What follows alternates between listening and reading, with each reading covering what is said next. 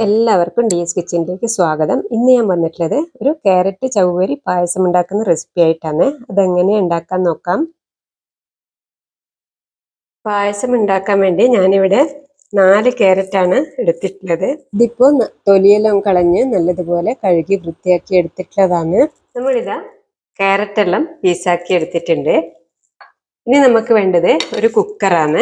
ആ കുക്കറിലേക്ക് ക്യാരറ്റ് ഇട്ട് കൊടുക്കാം. ഇതിലേക്ക് 1 ടേബിൾ സ്പൂണോളം പഞ്ചസാര ഇട്ട് കൊടുക്കുന്നുണ്ട്.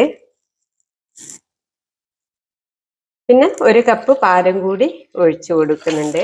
ഇനിയിപ്പോൾ ഇത് ഒന്ന് വേവിച്ചെടുക്കണം.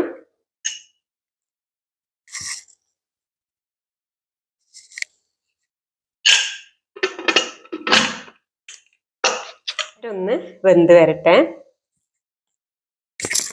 ഇത് 3 വിസിൽ വന്നിട്ടുണ്ട്. ആവിയെല്ലാം പോയിട്ടുണ്ട്. ഇനി ഇത് തുറന്നു നോക്കാം.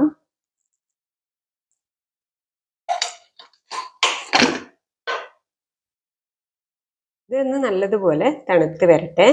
അതിനുശേഷം മിക്സിയിലൊന്ന് അരച്ചെടുക്കാം. ക്യാരറ്റെല്ലാം നല്ലതുപോലെ തണുത്ത് വന്നിട്ടുണ്ട്. ഇനി ഇത് ഒരു ജാറിലേക്കിട്ട് നന്നായിട്ട് അരച്ചെടുക്കണം.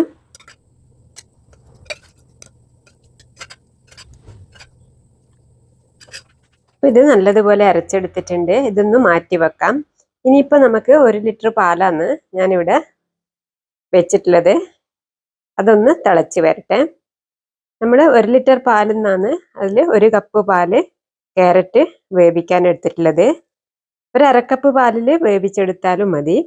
അപ്പോൾ ഇതിൽ പാല് വെക്കുമ്പോൾ നമ്മൾ അതിലേക്ക് 2 ഗ്ലാസ് വെള്ളം കൂടി ചേർത്ത് കൊടുക്കണം. അതിനുശേഷമാണ് നമ്മൾ തിളപ്പിക്കേണ്ടത്.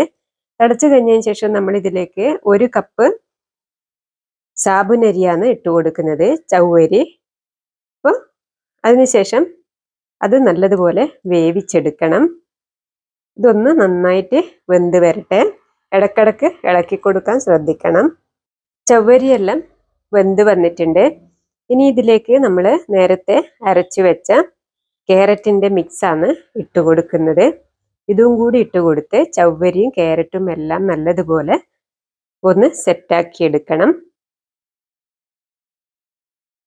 മുഴുവനായും ഒഴിച്ചു കൊടുക്കാം.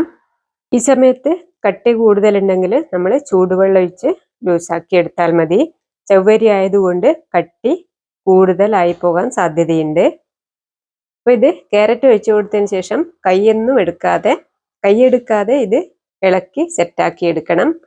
ഇതൊന്നെല്ലാം കൂടി സെറ്റാക്കി വന്നതിന് ശേഷം അതിലേക്ക് നമ്മൾ മധുരത്തിന് ആവശ്യമായിട്ടുള്ള പഞ്ചസാരയാണ് ഇട്ട് കൊടുക്കുന്നത്. അത് നമുക്ക് ആവശ്യമുള്ളത്ര ഇട്ട് കൊടുക്കാം. അതിലേക്ക് നമ്മൾ ഒരു 2 ടേബിൾ സ്പൂണോളം മിൽക്ക് മെയ്ഡും കൂടി ഒഴിച്ചു കൊടുക്കുന്നുണ്ട്. അപ്പോൾ അതൊഴിച്ചു കൊടുക്കാം. ഇതും കൂടി ഒഴിച്ചു കൊടുത്തതിന് ശേഷം എല്ലാം കൂടി ഒന്ന് സെറ്റാക്കി എടുക്കണം. മധുരം ബാലൻസ് ചെയ്യാൻ വേണ്ടി 1 നുള്ള് ഉപ്പും കൂടി ഇട്ട് കൊടുത്താൽ മതി. അപ്പോൾ എല്ലാം കൂടി ഒന്ന് സെറ്റാക്കി എടുക്കാം.